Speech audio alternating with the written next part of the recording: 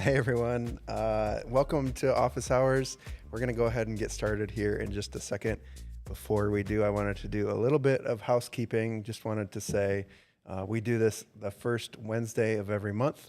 We set aside an hour of our afternoon to kind of help you walk through whatever issue that you're having in Office 365. And we're always excited to do it. It's always a lot of fun. So thanks for being here. We're going to jump right into a question from someone over on the Teams meeting right now. But I just wanted to say if you have any questions, feel free to drop them in the chat and we kind of just get started and go. And yeah, there's not much of an agenda aside from drop your questions in chat and we'll do our best to answer. So, and then also for those of you on the Teams meeting, you're welcome to raise your hand if you want to come off mute and ask your question just audibly, because sometimes it's easier to do that than type it all out. So with that, we'll pass it back over to Matt and Mike. Yeah, so we had a question. We actually had a little snafu with our timing, so we've been actually working with somebody a little bit earlier, Bastian, and he was sharing his screen with us, and I think we should go back to that. We were working with him on the help desk app and helping him through a couple problems. I think this was the last or the next issue that he had. And after that, we'll be able to take on some other questions. Sure. So for those of you who are just catching up, his first issue was trying to figure out how to log into the help desk app as an admin user. And just a quick short synopsis of that. That setting is actually in that help desk app as it stands as a demo template app. It's in the app on start. And so in his particular scenario, he needed to make sure that his email address was in that list in the app on start, as well as enable the app on start to run.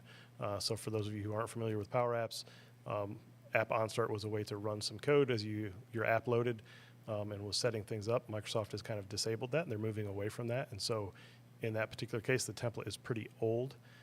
And so that was disabled in his particular environment. So we helped him with that. And the next thing we're helping him work on is to get some of his data in that same app connected to some SharePoint list data. Yeah, so one thing I want to clarify, OnStart wasn't disabled, even though you can turn it off. It actually isn't disabled. It's not that it doesn't run, but you can't see it. So in his case, the big confusing part is it was running, And but he couldn't actually figure out where it was because right. it's not visible anymore. Yep. Which is a little confusing. I wish Microsoft would go, hey, we noticed that yours has got app OnStart code. Do you want to turn it back on? Or something like that, but I understand why they haven't. So, Bastian, if you want to share your screen again, we can kind of start where we left off. The second piece of his conversation related to SharePoint, I can help you. We can help you understand how to make it work, but you may want to consider reworking it. So the way that this is meant, Bastian, is that the form that you're dealing with. By the way, Bastian is from Sweden, and so Finland. Finland, yes. The language that is being shown isn't English, so it's not, your screen isn't broken, your mind isn't broken. It is a different language. Basically, are you able to, I haven't heard you since we started back up, Bastian. Are you connected still? Good? Yeah. Okay, good. I'm connected. And So, I'm a Dutchman. I'm a Dutch guy in Finland. So that's why my it's Dutch. screen, Yeah. yeah, it's Dutch. Oh, yeah. Got it. Because I thought the same thing. I was like, you said Dutch, and I was like, I'm pretty sure he said he was in Finland, so that makes sense.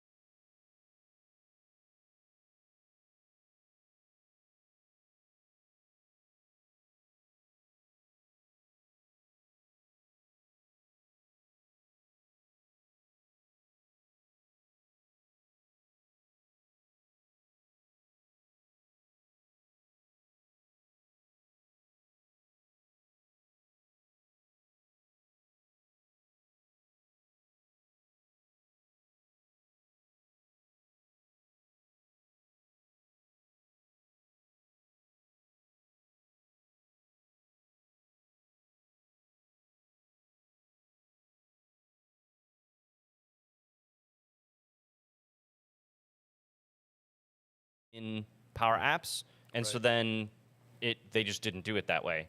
Because this is, like we've said from the get-go, this is a very old template. But you should be able to, assuming this was the right list, you should be able to find your category and your status and like all of those things you want, and you'd be able to add them, and that would just kind of work out of the box.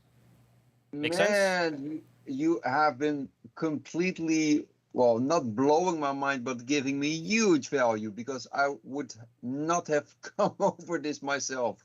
I've really been trying to find and figure out things in YouTube and so forth, but this is like golden nuggets. I highly appreciate because this gives me the understanding of how to use the Power App in the way how you can use it. It's yeah, Great. amazing, guys. Amazing. Not a problem. Very good. One thing I'm going to do for you, just if at all you're interested in learning more, we have an intro to Power Apps course that like walks through all the basics from Mike here on your left, and he does a pretty good job. So if you're interested, you're welcome to check that out. I'm dropping the link in the chat here. So Great. glad we could help. Thank you so much. Thank you so much, guys. Not a problem at all. You're welcome. All right, we do have another question. So it Always looks like so. from Mohandar Dadwani, and he is struggling with global navigation. So he watched our global navigation video and is claiming his home site does not give him an option for global navigation settings. So, Mahandar, do you want to come off mute so we can talk a minute? My big question for you is, when you say that your home site does not show the global, did you set your home site to a specific home site? Is that what you've done? Is there any way you could screen share and show me what it is? Because what's supposed to happen is you're supposed to run the PowerShell to set your home site to be a specific site. And then once that is set, or it doesn't have to be PowerShell anymore, you can do it in the admin center. But once that is set, you should then be able to, it may take an hour, 2 hours for it to really propagate. But then once that has been happened, you should be able to go to the home site and you should see that global navigation setting. But you really have to make sure that you have that setting configured at the tenant level first, and then you should be able to see it. So, Mitch, did we allow? It doesn't look like. Yeah, he can unmute. Oh, he can unmute. Yeah. Here. Yeah. So okay, I can. Can you hear me? Yeah. Yep. Yeah. This is mine. Thank you. Thanks a lot. Yeah. So basically, we have a global navigation. I was watching the video and then she showed me the settings. I was not able to find that settings. So basically, can you hear me? I cannot hear you. Not hear us. Okay. Yeah. How about now? Can you hear How me about now? now? Yep, we can hear you. Okay. We can hear you. Yeah. Yeah, we can. Okay. So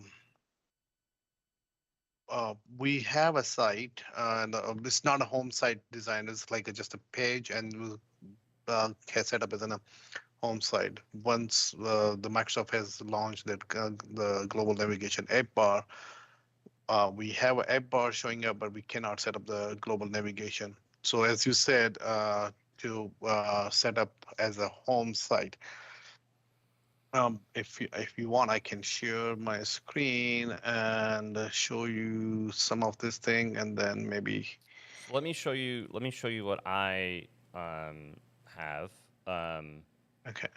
So in my admin center, come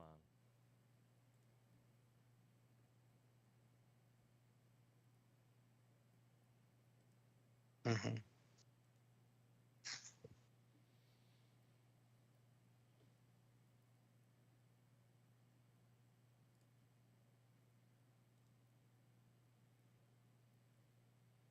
So in SharePoint, there is a setting, and I'm going off my memory, but I believe it is either here or it's actually on the active site. Let's see, home site.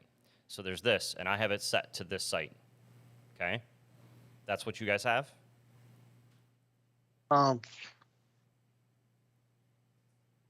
We don't have the call home site name as in a SharePoint. So when you go into Let me SharePoint check. Admin Center and you go into settings, you don't see home site as an option here? Yeah, we have a home site, but nothing is set up yet. Yeah, so you have to have this set up. Once you have this Okay. set up, then you can go to this site, which I'm going to go to it right now.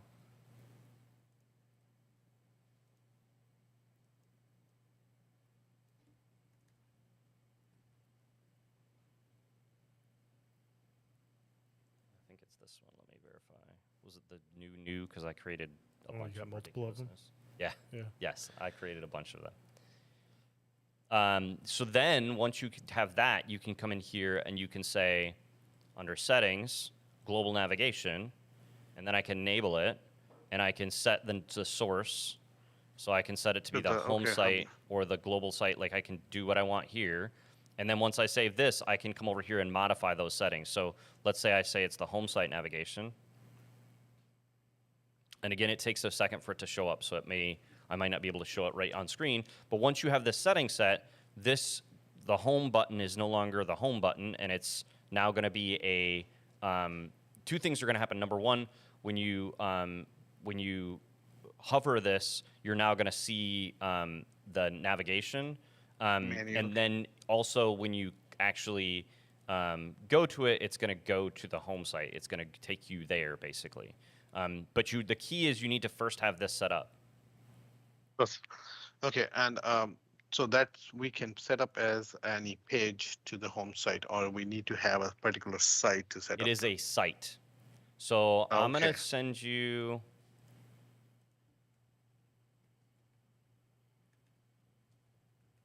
There is a whole bunch of documentation here. And there's some nuances to it, etc. Wrong thing. There.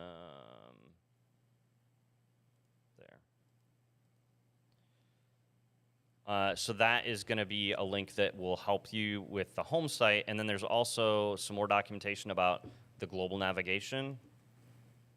Okay. Which should also, yeah, here we go. I think this will do it. Yeah. So you can see here is only the app bar that can be customized. You can talk about, there's a bunch of stuff in here, and one of them says the home site, that you have to have a home site set up somewhere. Yeah, set site requires as a home your site. home site. Yeah. Yeah. So that is that. So that should help you get some direction. That help? Perfect. Yep. Yeah, that will help me a lot. Cool. That will help me a lot. Yeah. Excellent. So I think we have another question from Sam. Sam, go ahead and ask your question. If you want to come off mute, you can do that and ask in person. Otherwise, go ahead and type it in the chat.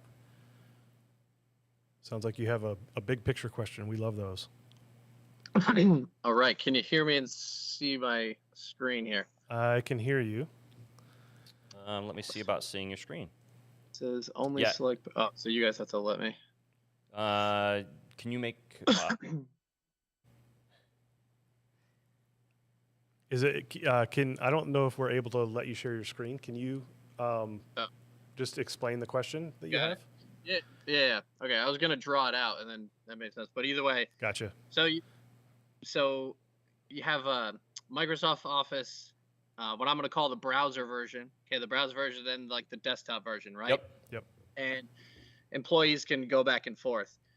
And when I talked to you guys last time, that was kind of in the initial ideation phase, and I've done like way more reading online to figure out how to better ask the question. So the question is does it exist? Like, does the following scenario exist in the real world? Like, do R&D companies, whether it's like pharma, bioceutical, whatever, like, is there such a like an IT environment that small businesses like mine can set up whereby employees are allowed to use the desktop and browser version of Microsoft Office, no matter if they are using unmanaged or managed laptops or devices, but they're forced to just entirely operate in this quote unquote cloud thing, the desktop or the browser version, in the sense that they can't download or upload files and they can't sync to any local devices, anything. Like, you're just forced to generate all the documents within the Microsoft cloud, and use them within the Microsoft Cloud and work on them and blah blah blah. But Regardless, never leave.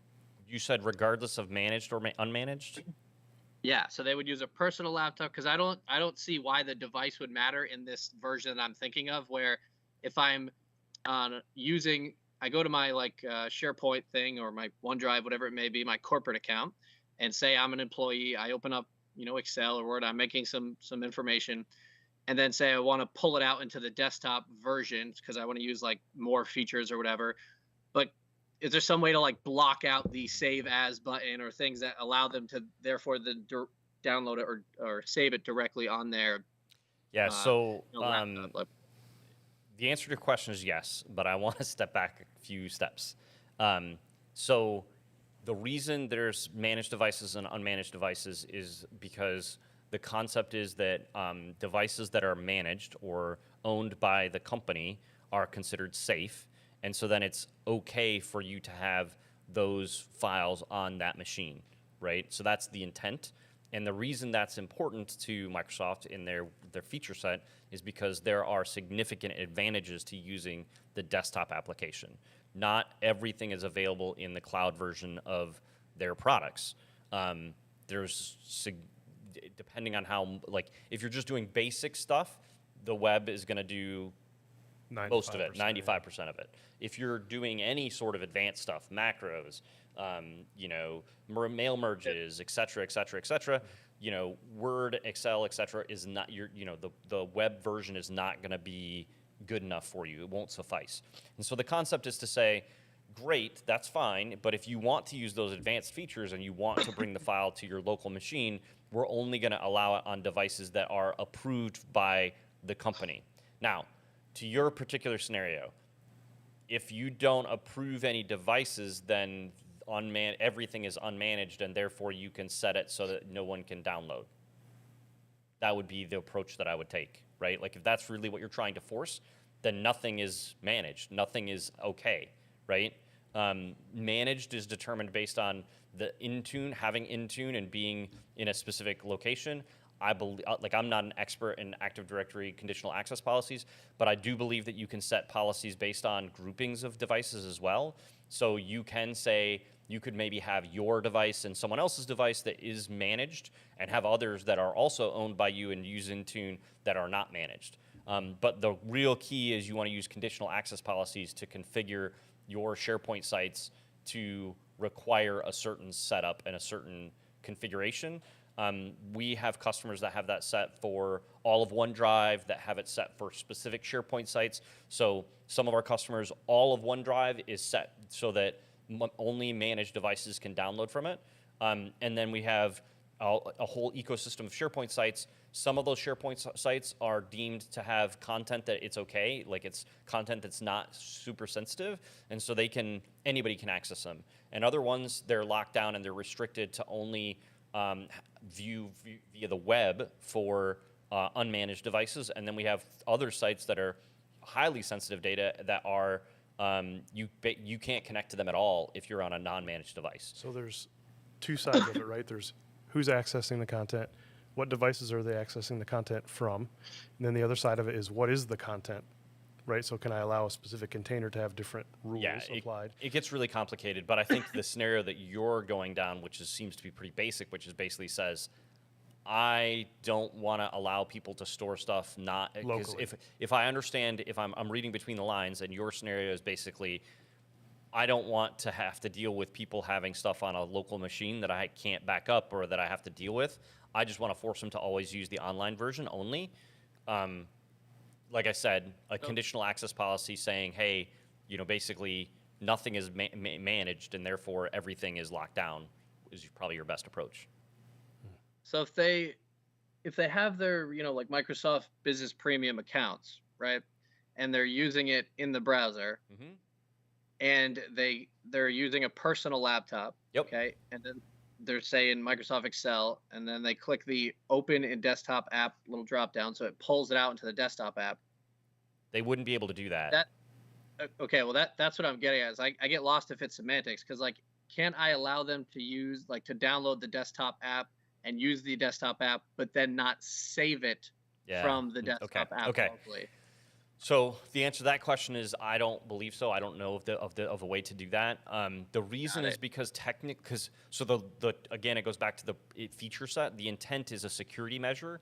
The moment you actually, behind the scenes, what's really going on when you open in desktop is it actually has a copy of that on your local machine, right? In a hidden cache that gets deleted and thrown away that no users ever see, right? So you can get into scenarios where that gets corrupted and you have to reset, clear that cache. But even if you're saving that you open it in your desktop, like that's how they support modes where you can be disconnected. Like, I could open it from the cloud, get disconnected from the internet, make a bunch of changes, get connected again, and it'll sync those changes again, right? Like it's supporting a breadth of functionality, and because what they're doing is they're trying to protect the private data, so the intention is to enable corporations and government entities, et cetera, that say, I have PII, I have HIPAA data, I have sensitive data that I can't let somebody store on some random device. That's their goal. And so the moment that you even have it in a cache file on their machine, You've broken the rule. Yep. Got it. Okay, that totally answers. So the bottom line is I have to buy the employees laptops if my intent is to allow them to use the desktop version, because there is no such thing as using the desktop version but yet not saving it, downloading Having something local. Correct. Thing. Correct. Okay, Yep. so the last sliver then, and thanks for answering that. That was perfect. The last sliver is, can you set up managed devices using the Microsoft tools in such a way where, okay, they've got their corporate laptop, they're using the desktop version so they can get the certain features, but they still can't save it locally. They would be forced to save it in their like it would automatically be synced, quote unquote, in the cloud, even though you just established that there's some local catch thing. Like, is there still something that blocks them from doing that? I don't know. I've never had to try to figure out if you could do that. I would imagine there are some group policy settings that you could set that would allow you to turn off something. But I it's not very common, so I don't know it offhand. But I would imagine there might be a setting. That would be something you'd have to look up and kind of do some research on. But I imagine, all of these products have lots of settings and lots of configurations. I would imagine there's something that you can do. I just don't know what it would be offhand. Got it. Yeah. Well, okay. Cool. The other thing to consider in all of those scenarios is if you're truly that concerned about protecting your content. Knowledge base. Yeah, it's for a knowledge base, but think of if somebody's really gonna save a local copy and that's gonna be a problem. The reality is if they want to be a problem, they can take screenshots and there's lots of things they can do to get that content. Well, I mean, it's a security. You didn't talk very much about the reason that you're having this issue. So if it's truly a privacy concern, what you ultimately, the ultimate solution is to implement full-on tagging on those documents. So you can actually embed DRM or digital rights management on these documents and embed them such that you can't open the Word document on a non-managed device. You can't, you can set all sorts, if you want to get crazy with it, there's a ton of things you can do. Once you tag the document, that document's settings that you configure are tied to that document. And that document, no matter where it goes, email, otherwise, you can't email it to people that out, you can set up, it is a whole world of things related to security related to that. There's lots of things you can do. Obviously, doing it requires work from your employees to tag things appropriately, users to configure it, people to make sure that people are following the instructions, training on how to use. There's a high degree of cost. But if you're in a industry that is heavily regulated and requires those things, it's definitely something you can do. And there's lots of options related to it. Got it. And I can pay you guys via your different services on your website to set this entire system up with this hyper paranoid type of way I'm describing. Yeah. So we as an organization don't have a ton of experience doing the compliance work. We use it. We've used organizations to do it. We can put you in touch with somebody that can be doing that. Individually, we don't focus on doing the compliance end of it. We've worked heavily in it. We work for heavily regulated organizations. we've helped people strategize and come up with the architecture and design for it, and we're happy to help with that because a lot of times the organizations that'll turn it on don't do a very good job of helping to design like how it should work. Got it. But we're not experts in AWS. The term is escaping me at the moment, but Information rights information, yeah, information right management. There's a new name for it, but I just can't remember what it is at the moment. Got it. But yeah, so we can put you in touch. Feel free to reach out. Got it. Yeah. Got Hopefully it. that's helpful. That's great. Cool. That is super duper helpful. Yeah. Thank you so much. You're welcome. So we had another question from Mohinder. Yep. And so they've got a document library where they're creating folders with PO numbers, and then they upload the files, and another user is updating the metadata on the folder. So there's no metadata on the files. Yep. That library has 70,000 items in it, and I right away say yuck. And then another golden Search a nugget PO. is they want to be able to move a folder to another folder and merge multiple POs into one. And what's the best practice for managing them so users can easily filter or search, find what they're looking for? And what's the best practice to manage large libraries with a threshold limitation? So it's confusing. It's confusing to me a little bit. So the folder is the PO, or the files in the folder is the PO? Sounds like the folder is the PO. And then what are the files? All of the files would be related to that PO. So like if you have a project that has a PO. Is it a document set, like a real document set? Because you used the word set somewhere in there. Yeah, so let me give you some example on that. So basically, this was created as on a folder document library, not the document set. Okay. So this is shared with a shared drive, and basically the user, the CSRs, they go and create the folder as with a PO number, which they get from other system, and they create the PO number, and then upload files, start uploading files into that PO. Okay. Then once it comes to the processing, and other CSR on the admin goes and then update the metadata of the PO based on the fields we have. And when you say that, you mean the folder? The folder, not the files. Okay. So the metadata is on the folder level, not on the file level. So we were having issue when it crosses around 50,000+ folders, and then there's some filters. They have multiple, I think 20+ filters on it, and there are, I think 30+ fields. So several things. First of all, are all the folders in the root folder? they are itself in root folder. So it's and then as I said, the PO.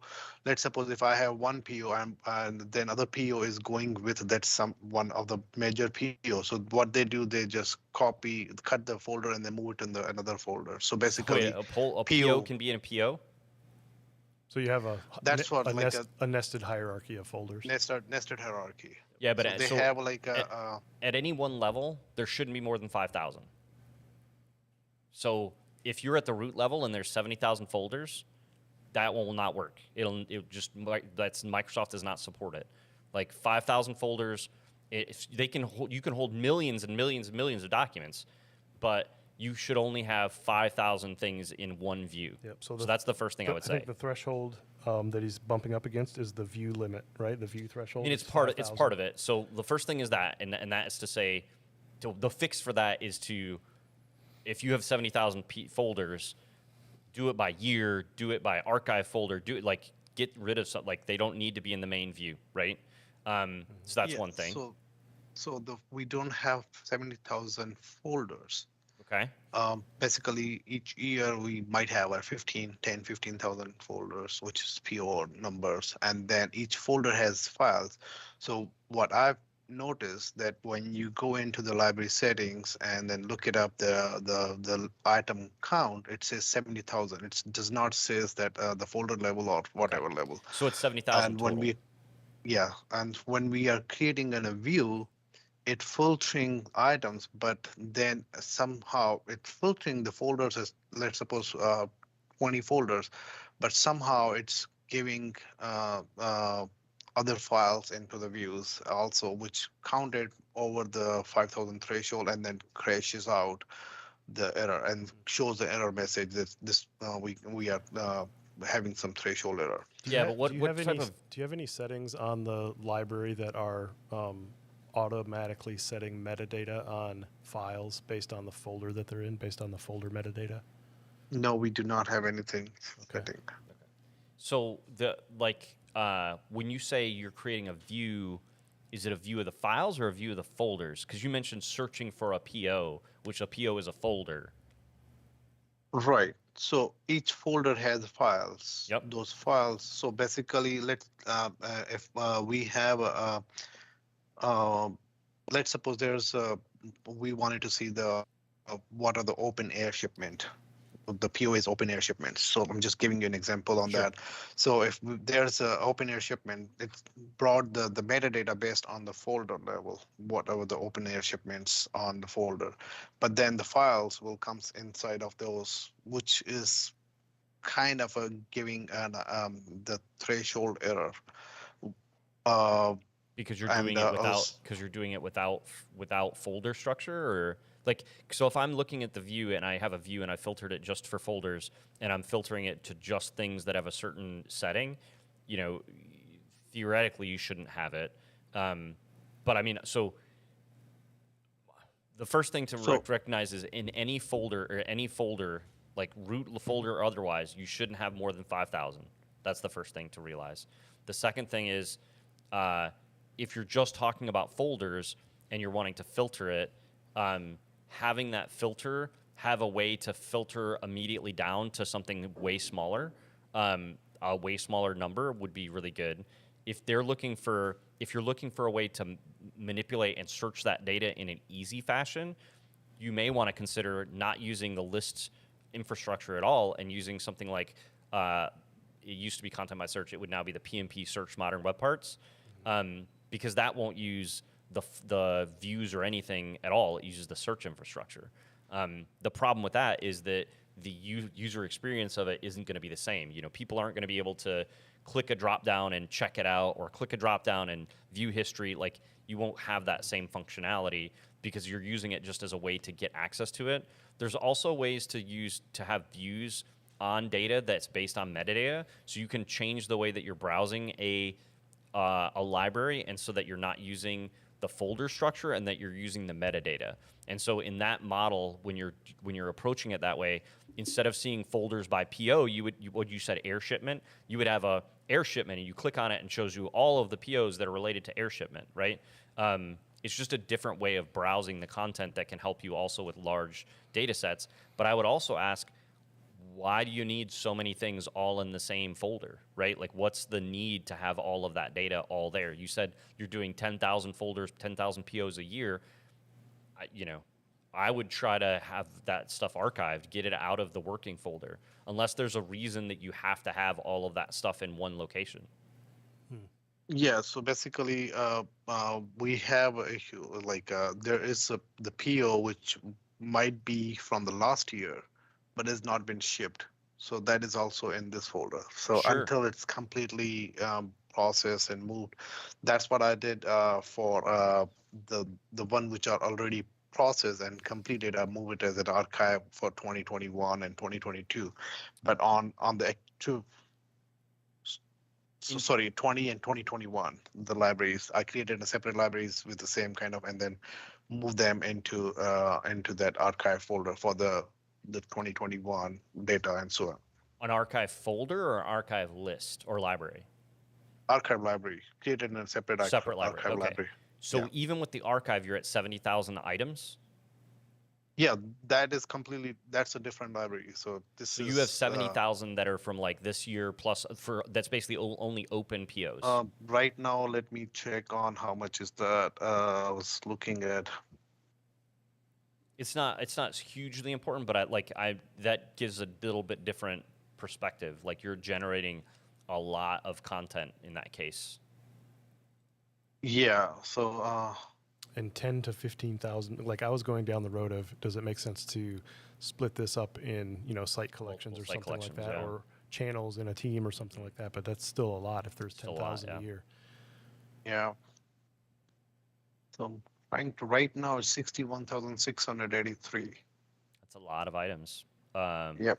So so there's another project coming up for me. So what I thought, like, instead of doing a document library, because all the files will be item in the and which will count it as an item. So Yep. what I'm trying to do is they are not managing the metadata for each file.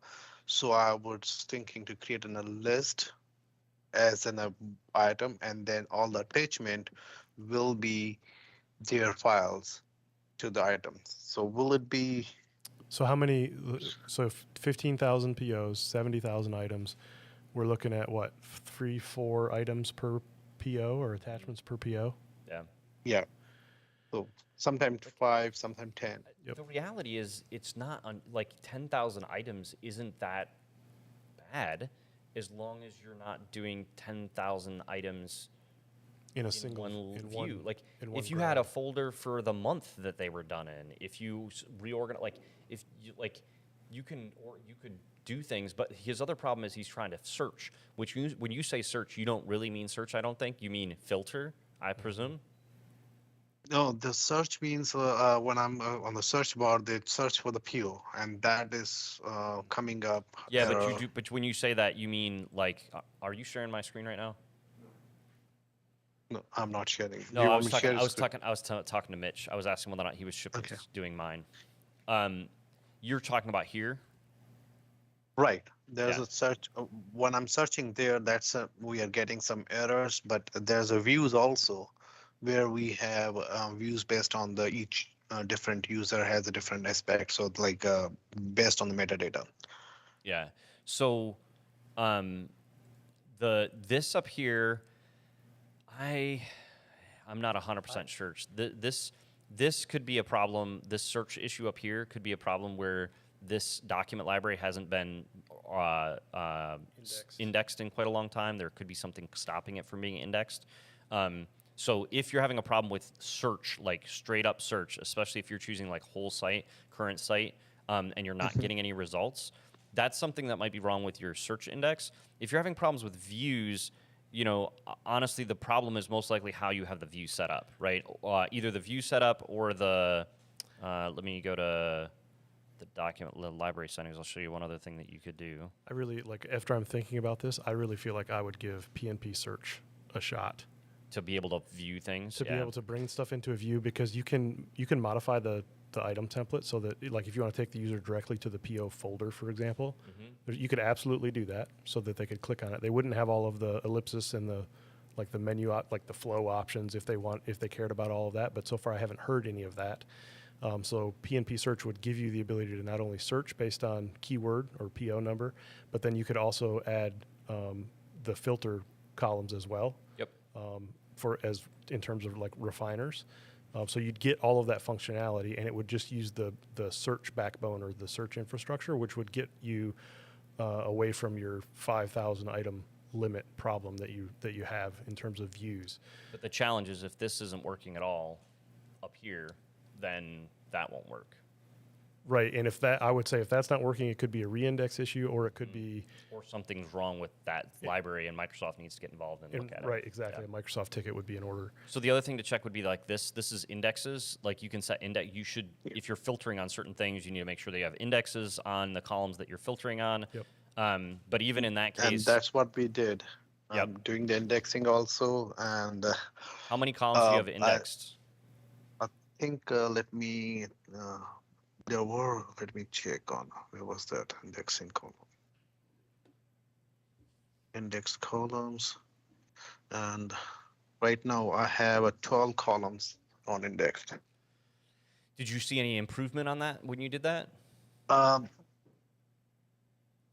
did see some improvement, but then what I did, created another flow. So basically, when they were creating a folder, was creating just giving a title or something, and I was not able to filter or search with the title. So what I'm doing is created an automated flow to update the name field name field or title field, something Yeah. on the as soon as they add it, so they can at least filter with that PO number, search it on the fields. So that's how I have been training them, just to giving some alternate options Yep. and reducing the filtering and the columns into in the view.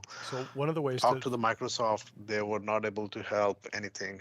So one of the on ways this. to figure out if there is an index problem might be, because like that's so many items in that list, right? If you use Pnp Search results and you point it at that library, it should return and you do no search keywords or anything, it should give you a total count. Correct. And if that count matches what SharePoint tells you is in that library, then you'll know that your search index is up to date. You're better off. So that So would the be other one thing, thing, the other yeah. thing that could be a problem is that the search index doesn't actually store everything in your metadata. So the other problem that you could be having when you try to search up top here is that this isn't guaranteed. Like if you really want to manage search and use search to find things, you need to make sure that you're promoting into refinable and searchable strings the things that you want refinable and searchable, right? So that's the same thing that goes on with PnP. You can't just get everything. They don't do everything. You have to choose it. So that would be another thing to look at. But I think there's a lot of stuff. Like honestly, 10,000 folders isn't a lot. 70,000 files isn't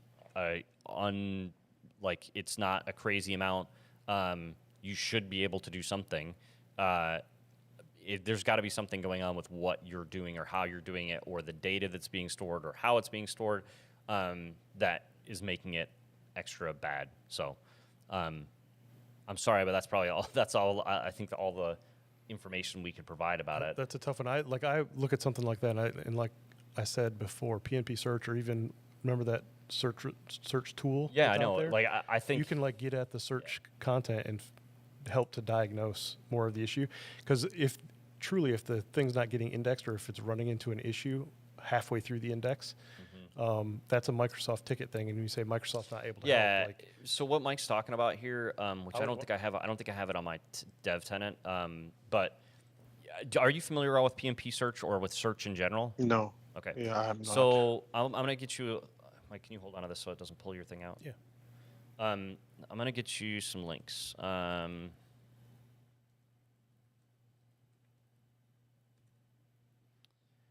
So this is, which you may or may not be able to use. This is basically a tool that, like, how familiar are you with old SharePoint functionality? Quite a bit. Not. Okay. Have you ever heard of content by search web parts? No. Okay. So the content by search web parts is something that wasn't brought over from classic SharePoint into modern. This is the answer for that. It's a PnP developed solution. Microsoft supports it, or doesn't support it, but they do provide people who are fixing problems with it and adding features. You can do things like, let me see if they have any good examples. I don't know if they got any good examples. Extensibility search box. Yeah, I don't think they have any good examples. Basically, you can do things. You can basically create a web page that has a search box and search results and refiners on the right-hand side, and you can be like, oh, I want to click by these things, right? Or you can search. To do that, you have to set up search appropriately, which the other thing, so I sent you that, which gives you some information about downloading, installing, usage, all of that stuff. So from a configuration perspective, what we're talking about is, by default, Microsoft grabs everything they have about a file and throws it into a big blob. And if you do a keyword search, it maybe should show up, right? If you want to actually refine, like what you would on a filter, something similar to, let's say, saying, oh, I want to filter by, and I want to filter by a certain date. You want to do it in search. So this would be directly against the list. You want to do it against search. You have to go in and modify and update the search schema, which you can do that at a site level, and you can use that at a tenant level. And from a search schema perspective, they have managed properties and crawled properties, and all of your properties are crawled, and then some of them are mapped or managed. So these managed properties, some of them you're going to recognize, and Microsoft does a lot of them, like title. You were talking about the name and the title. That the reason you have that problem is because the name and the title are both things that get dropped in the same managed property. And basically, so like if I do created and I search for created, you can see there's a created by, and you can see there's multiple fields that are stored in this. So these are crawled fields. So the author byline, the created by, the office for, these all get shoved into the created by managed property. And if I wanted to filter by that using this search platform, I can do that. But if you wanted to do that based on your PO number, you would need to create another managed property, or you'd need to use one of the existing managed properties and add that to that managed property to allow you to refine and search and all of that kind of stuff specifically for those fields. It's a big topic. I know we're not going to be covered all, but that's what Mike is talking about. The bottom line is I think with enough time, you can do something better than what you're doing, but it's probably a bigger topic than we can cover here. Does that make sense? Yeah, maybe next month session we should put this as our. If you can come up with a specific, like if you do a little research on it and you have a specific question about like the search results or something, we can probably come with a little demo or something maybe. But try to ask a specific, like hopefully you'll be able to do some things between now and next month. And if you have something specific, bring it. Otherwise, if you ask for like, hey, I want to know more about the PnP, we could maybe do something like that. So just let us know before where you're at, and we can try to help. Okay. Because we are coming up, another project is coming up with a similar concept, multiple document folders library with labels, and kind of trying to figure out how to manage that, which might be as more files and stuff. More problems. Yeah. You're trying to get ahead of it. I appreciate that.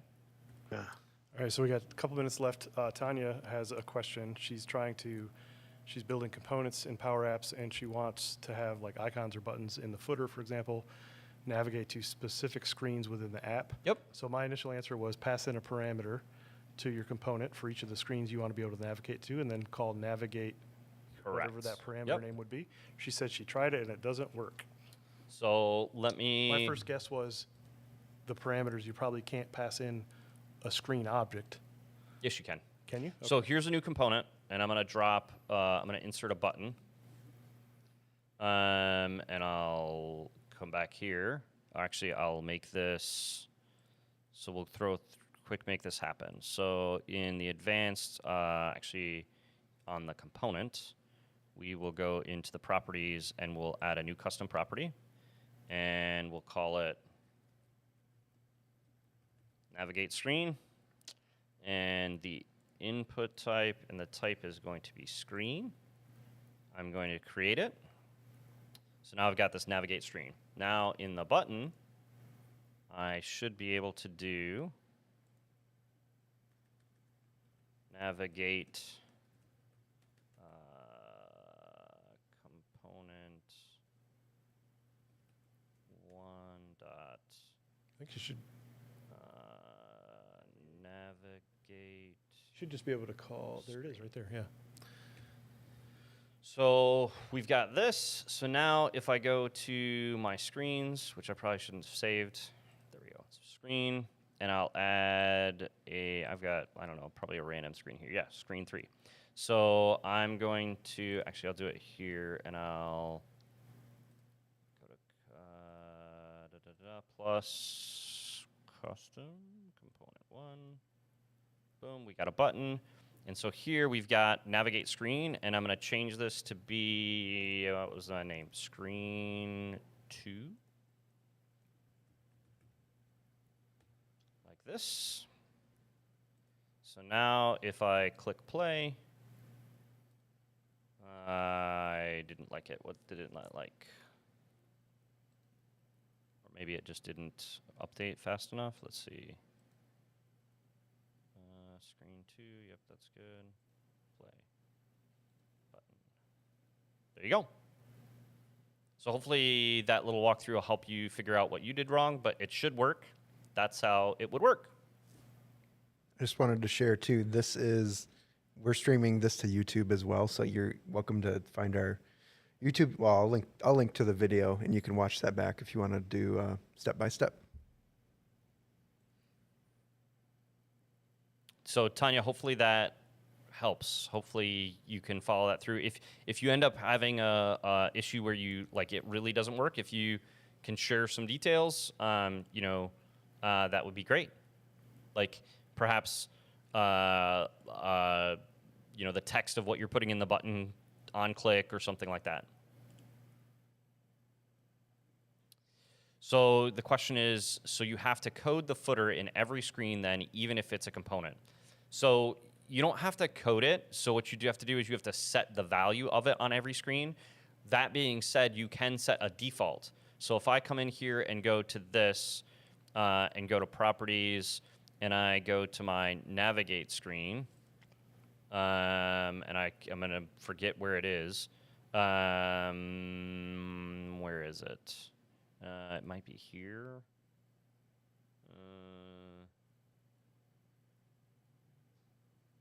Somewhere on here you can do a default, and I can't remember where it is right now. It's escaping me.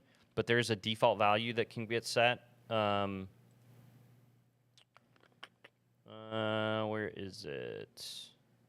Do you need to wire might it not up be- to a property even? Say that again? Like, if it's always the same, do you even have to wire it up to a property? Yes, because you can't reference a screen property from a component. You have to be able to pass it in. So you have to pass it in because these are meant to be reused across apps is the reason for that. Somewhere in here there's a default, and I can't remember what it is. You may not be able to do a default for a real default for the screen data type. It may not let you. I don't know because the default is like, which maybe we can just try that quick. Let me do new custom. So the real thing she's asking about is dropping the component on all of your screens, Yeah, right? yep. So the easiest way to replicate that You can would be set it up and put then it on copy one paste, screen and copy then paste. copy paste Yeah. it to your other screens. So the way that this is, so what Mike's saying is true as well. There's, like I said, there's two things. Number one, there are defaults. I just don't remember where they are. But then the other piece is, yes, now I dropped it on here and it's got a setting. I can copy and paste it to as many screens as I want with the setting I want, number one. The other thing is that if I come in here and I look at this setting, I can also set this to a variable so that all of all of this is the same variable, and you could set that on initialize so that if you didn't always want this button to go to this place, you could dynamically change it. So I think there's a lot of different options there, but yes, even with the component, on every time you create an instance of it, you have to need fixes individually. It would need fixes if you needed to change it, which the way to solve that would be to put this into a variable and then set the variable to what you want it to be. in on visible or in on start the old way. Yep, or an on-start, yep. Hopefully that helps. I know that's maybe not exactly what you wanted, but the defaults, that defaults the purpose of a component, or would each link to a component positioned over the footer shape? Copy paste would be fixed individually. I don't know exactly what you mean by that. So it's the way, like a footer in particular, like I was talking about things generally speaking, when I think about a footer, what I do is I would pass in a collection of screens or a collection of objects, and that collection would have, so instead of navigate screen, it would be like footer menu, and it would be a collection of words and then screens. And so the words would be the text, and then the screen would be the screen that I want.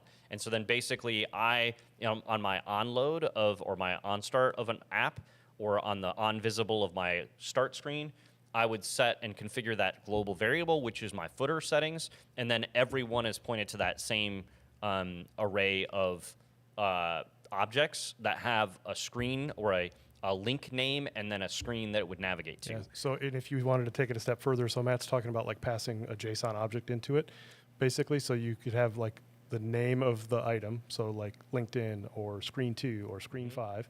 You could have the screen that it's referencing, so where you're actually going to take the user, and then you could also even send an icon name in, for sure. so that you could Anything you want. Yep. dynamically build the footer. So that's what I've done when we do footers for our apps.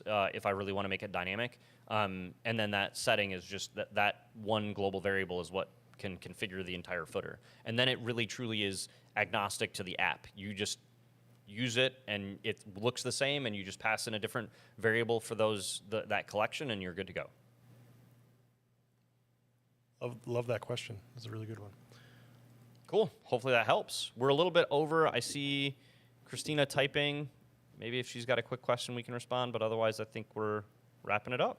One thing I just wanted to call out is I posted a link to, if you want to give us a shout out, if we were able to help you, we'd love just to, hear from you and for you to post a shout out at that link. And it'd go a long ways and as we build our community and to show that support. So appreciate you guys being here. Thank you indeed.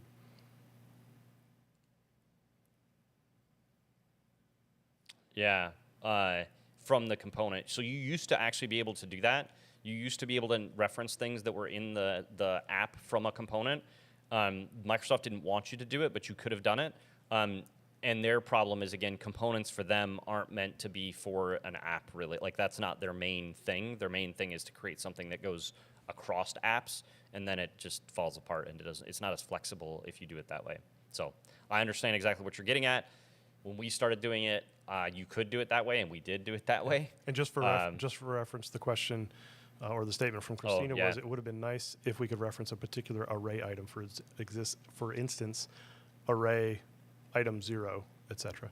Yeah, and just to really be clear, basically, if I make this in the component, if I make this in a gallery, so if I put a gallery here, and I put the button in the gallery, I got to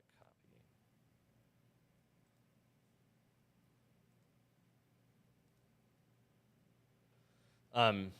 Now I could have a property that is the data source for this gallery, and that data source could be the name and the link or the screen, and then that could basically populate this button, and then it's totally dynamic.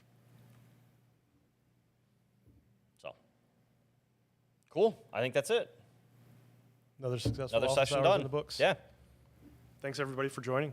We look forward to seeing you next month. Yeah, sounds good. I did post a link to next month's registration in the Teams chat if you want And to be hopefully there. it's not broken this time. It is not. I checked. So, yeah, we look forward to it. First Wednesday of next month, and yeah. Well, what'd you say? At 2 p.m. 2 p.m. 2 2 p.m. Yep. Eastern. We had a little hiccup this time, but we made it. Thanks for being here. We'll see you guys next time.